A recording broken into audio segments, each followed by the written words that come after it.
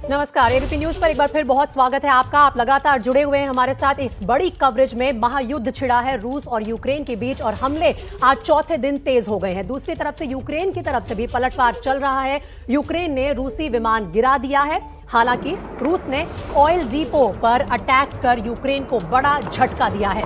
वहीं अगर बात करें राजधानी कीव की, तो वहां भी लगातार फायरिंग हो रही है।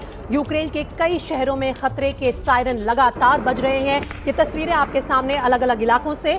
यूक्रेन के आम नागरिक भी रूस से लड़ने के लिए बम बना रहे हैं। उन्हें हथियार पहले ही दे दिए गए थे। टेरिटोरियल आर्मी भी सामने आ रही है और कहीं कहीं से ये भी वाकया सामने आया कि टेरिटोरियल आर्मी ने रूसी सैनिकों को घेर लिया या उन्हें अपने कब्जे में ले लिया। लेकिन देखिए, हमला दोनों ही तरफ से हो रहा है। बार पलटवार चल रहा है, लेकिन रूसी विमान को भी गिराने का दावा किया है यूक्रेन ने। वहीं तेल डिपो में धमाका कर दिया रशिया ने, तो इसके चलते और ज्यादा हालात बिगड़ रहे हैं। चौथा दिन है ये इस युद्ध का यूक्रेन और रूस के बीच। वहीं ये भी खबरें लगातार आ रही हैं, कहा जाए कि रशिया ये दावा कर रहा है कि यूक्रेन के राष्ट्रपति ज़ेलेंस्की देश छोड़कर भाग गए हैं। हालांकि इसका खंडन लगातार यूक्रेन की तरफ से आ रहा है।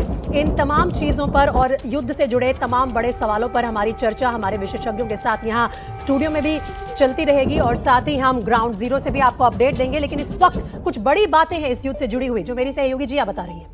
बिल्कुल, कुछ बड़ी बातें आइए प्रीति दर्शकों को हम बता देते हैं। रूस यूक्रेन युद्ध से जुड़ी हुई ये बड़ी बातें ग्राफिक्स के जरिए चौथे दिन यूक्रेन पर रूस की बमबारी लगातार जारी है। अपनी टीवी स्क्रीन पर देख रहे हैं। बड़ी बात है, यूक्रेन में तेल डिपो, गैस पाइपलाइन पर रूस ने अटैक किया है। रूस ने लगातार यूक्रेन में जो अपने हमले हैं वो तेज कर रखे हैं। यूक्रेन ने रूसी विमान को भी ध्वस्त किया, यूक्रेन की तरफ से भी, क्योंकि लगातार पलटवार हो रहा है। भारतीयों को लेकर 2 विमान देश लौटे हैं। और दिल्ली एयरपोर्ट की बात करें तो लगातार जो भारतीय छात्र हैं, भारतीय लोग हैं, जब वो दिल्ली एयरपोर्ट पहुंच रहे हैं तो उनके परिजन उनसे मिलने के लिए जा रहे हैं और बेहद खुशी वहां पर उन परिजनों में देखने को मिल रही है। लेकिन कुछ अभी भी भारतीय छात्र हैं जो कि यूक्रेन में फंसे हुए हैं और ऐसे में जो केंद्रीय मंत्री हैं ज्योतिरादित्य सिंधिया, उन्होंने ये कहा है कि एक एक भारतीय को हम वापस अपने देश लेकर आएंगे। जी बिल्कुल, और भारत के नजरिए से देखा जाए तो यही प्रायोरिटी है कि वहां जितने भी भारतीय फंसे हुए हैं उन्हें जल्द से जल्द वापस अपने देश लाया जाए। प्रोफेसर अभय दुबे को मुझे पहले रोकना पड़ा था, तो सर मैं आपको ही मौका दूंगी, आप अपनी बात पूरी कर लीजिए और भारत के नजरिए से बताइए, इस युद्ध में सबसे ज्यादा तो उनकी चिंता है उन भारतीयों की, उन स्टूडेंट्स की जो वहां फंसे हुए हैं, और वो कार्रवाई चल रही है। मेरे ख्याल से तेजी तभी पकड़ेगी जब थोड़ा सा ये दोनों देश जो आपस में भिड़े हुए हैं ये भी युद्ध विराम की तरफ बढ़े। प्रीति, मैं पहले भी कह चुका हूं इस मंच पर कि भारत ने अपने नागरिकों को, अपने छात्रों को वहां से निकालने में थोड़ी देरी की है। ये कार्रवाई उन्हें पहले शुरू करनी चाहिए थी। मेरा मानना है कि उनके पास पूरा इनपुट होगा, पूरी जानकारी होगी कि हमला होने वाला है और सैनिक कार्रवाई के बाद में निकालना मुश्किल हो जाएगा। लेकिन उस वक्त जिस तरह के भारत के अधिकारियों की तरफ से बयान आए, मेरे ख्याल से अब उन्हें उन बयानों के ऊपर थोड़ा सा अफसोस हो रहा होगा। अगर पहले कार्रवाई शुरू करते तो आज स्थिति हमारी बेहतर होती। तो यही सवाल मैं एम्बेसडर वोरा से भी पूछ लेती हूँ। एम्बेसडर वोरा, क्या आप मानते हैं कि कहीं ना कहीं अंडर एस्टिमेट किया या कैलकुलेट ठीक से नहीं किया हर देश ने कि पुतिन का अगला मूव क्या होगा, वो किस तरह से यूक्रेन की तरफ बढ़ेंगे और इतनी तरह से आक्रामक हो जाएंगे? ये शायद किसी को अंदाजा नहीं था। क्या वो उसका खामियाजा भी भुगत रहा है विश्व इस वक्त? इसका उत्तर मैं दूसरी तरह से दूंगा। कितनी देर से ज़ेलेंस्की साहब कहते रहे मैं नेटो में जाऊंगा, जाऊंगा। पुतिन साहब कहते रहे तू गया तो मैं झापड़ लगाऊंगा। जो बाइडेन साहब ये कहते रहे कि डरो मत, हम तुम्हारे साथ हैं, रूस कल हमला करेगा, परसों करेगा, 3 दिन के बाद करेगा। किसी को कुछ नहीं पता था। इट्स लाइक अंधेरे कमरे में जो 2 नेत्रहीन लोग कुछ ढूंढने की कोशिश कर रहे हैं। नो वन न्यू क्या होने वाला है वहां पर। और फिर जब पुतिन साहब ने उस पर हमला किया है, सबसे मेरे हिसाब से मैम, मैंने ये अपने जीवन में कई बार देखा है, सबसे अच्छी चीज ये होती कि ये देश छोड़ के चले जाएं, live to fight another day. मैंने दक्षिण वियतनाम को, आप अगर मुझे 30 सेकंड दें, जब वो सरेंडर हुआ था, डुओंग वन मिंग वहां पर 1975 में राष्ट्रपति थे, उन्होंने कहा मैंने इस्तीफा दे दिया। वाइस प्रेसिडेंट आए, मैंने भी दे दिया, प्राइम मिनिस्टर मैंने भी दे दिया। करते करते करते नॉर्थ वियतनाम फोर्सेस ने चपरासी से बोला भाई तू हस्ताक्षर कर दे सरेंडर पर। कोई बचा नहीं था। ये चाहते हैं ज़ेलेंस्की साहब के वहां पर ये हो। उम्मीद करता हूं कि मेरे ख्याल से ये तो खुद पुतिन भी नहीं चाहते, इसीलिए कीव पर जैसे वो 2 घंटे में कब्जा कर सकते थे, वो नहीं कर रहे हैं। कहीं ना कहीं कुछ चाहते हैं कि रिप्रेजेंटेशन रहे यूक्रेन के राजनेताओं की, जिनसे सरेंडर पेपर पे या तो साइन किए जाए या फिर जिनसे संधि पे साइन किए जाएं। नीरज राजपूत मेरे सहयोगी भी हमारे साथ जुड़ रहे हैं, एक बार उनके पास चलते हैं। नीरज, लगातार रूस की क्या रणनीति है, इस पर आप भी नजर बनाकर रखे हुए हैं, क्या कुछ खबर मिल रही है सोर्सेज के हवाले से, या फिर जो यहां पर उनके स्पोक्स पर्सन है वो क्या कह रहे हैं आज?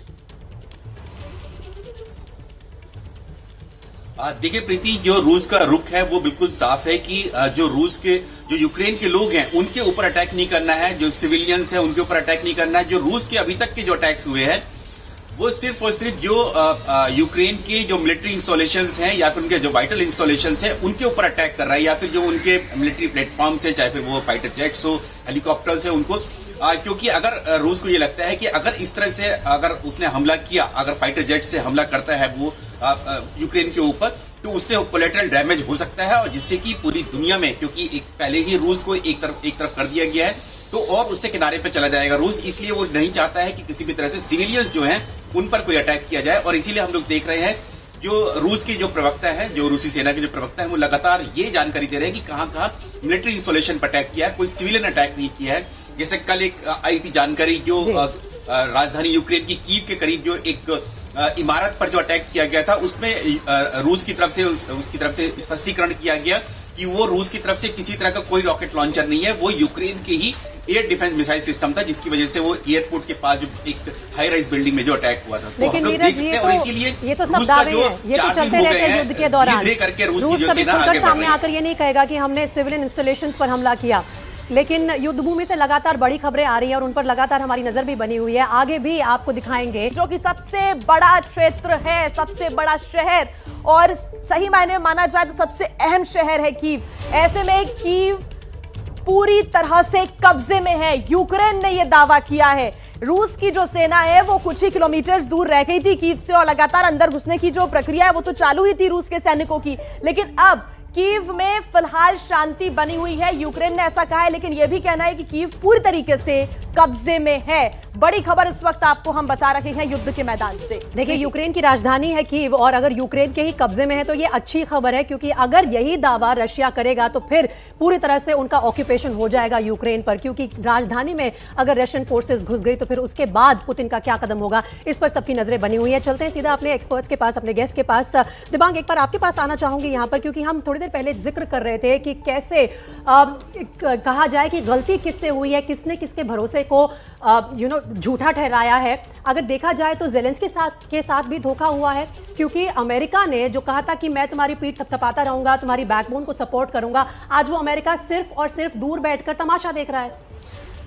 आप ये कह सकते हैं कि तमाशा देख रहा है, लेकिन सच्चाई ये भी है कि अमेरिका लगातार उनको अब जो साजो सामान है, सैनिक साजो सामान वो दे रहा है। जर्मनी ने पूरी अपनी नीति बदल दी, किसी और देश को दिए जाने वाले थे हथियार वो उनकी तरफ भेजे हैं। तो ऐसा नहीं है कि उन लोग कुछ नहीं कर रहे हैं। आप ये आप देखिए करीब से, तो अमेरिका नहीं करेगा कि वहाँ पर सैनिक भेजेगा। जिस तरह से अफगानिस्तान से उन्होंने लौटे हैं, जिस तरह का मिजाज है वहाँ राष्ट्रपति जो बाइडेन का, उसमें वो ऐसा नहीं कि अपने सैनिक भेजेगा, लेकिन अमेरिका उनको मदद दे रहा है, और लगातार और अभी मदद देने की बात हो रही है, वो उसमें वो पास हो जाएगा तो और बड़ी संख्या में वो मदद दी जाएगा।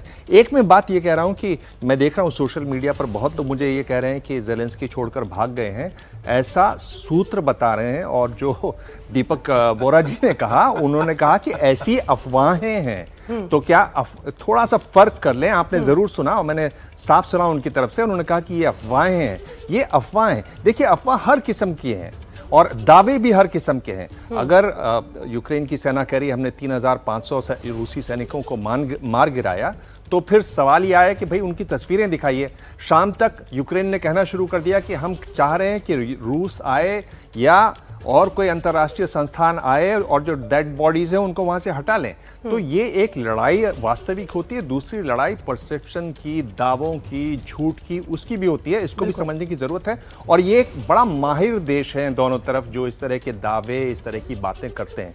तो इसमें चीजों को तौल के देखना चल रही है। अफवाहों का दौर भी चल रहा है, दावों का दौर भी चल रहा है। लेकिन रक्षा एक्सपर्ट कर्नल दानवीर से जान लेते हैं कि इस वक्त मिलिट्री तौर पर स्ट्रैटेजी क्या चल रही है। कर्नल दानवीर, अगर देखा जाए तो ये बात सच है कि कीव पर कब्जा आसानी से कर सकता था रशिया, लेकिन वो अभी तक हुआ नहीं है। किस नजरिए से छोड़ा हुआ है अभी राजधानी को, वो उसके बारे में मैं चर्चा करूंगी।